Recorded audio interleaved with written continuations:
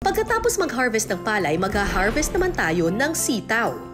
So bukod sa palay, nagtatanim din sila dito ng sitaw. Yan po. Yan. Gaano katagal po bago tumubo at magkabunga yung sitaw?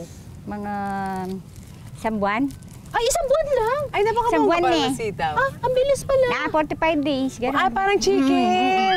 45 days lang. O, bonggang-bongga. Nanay, sa isang taon, dyan sa ganyan mo, ilang crops ang tinatanim mo dyan? Alternate yan, di ba? May ampalaya. May mais. Mais, Minsan o. yes. Alam mo kung ba't ko alam? Kasi meron kasi kaming kaprasong farm. Wow! Eh, di ikaw na kasyendera. Ay, hindi, kapraso nga. So, mangunguha po tayo ngayon ng Ng sitaw. sitaw, opo. Paano po kukuhanin niya? O, sige po. Oh, ganito po. Ilagay niyo muna itong sako dito sa baywang niya. So, pagkalagay, bunot, lagay dito. Ano po. Para sa round 2, paramihan ang makukuhang sitaw sa loob ng 3 minuto. Bongga! Chururut, chururut, chururut. Ay, nakakatuwa naman pala mag-harvest na sitaw. Diba? Masaya na yung mga ikot-ikot, hila-hila na lang.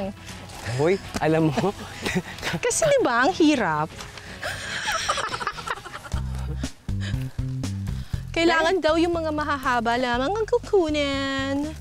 Ano mang masarap dito sa sitaw? Kami nilalagyan namin to ng giniling. Tapos ano, adobo. Adobong sitaw, yes! Ay, di pa yan, kawawan. Jackpot, ang dami dito. Diyos me. Sana man lang maka1 kilong sitaw ako. Sitaw, bataw. Patanay. Ay, napakabongga ng mga paghahanap namin dito ng sitaw. ang dami ng adobo nito.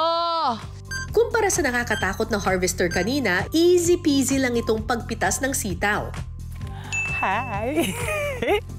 Wala na. Wala ng sitaw dito. Gusto ko yung maramihan, like this one.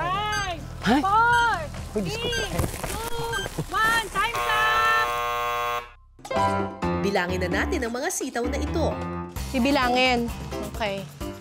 1, 2, 3, 4, 5, 6. Si Ma'am Cara po ang nanalo. Yay! Naka-80 po siya, naka-60 lang si Ma'am. Ba't parang mainit ang ulo niyo sa akin?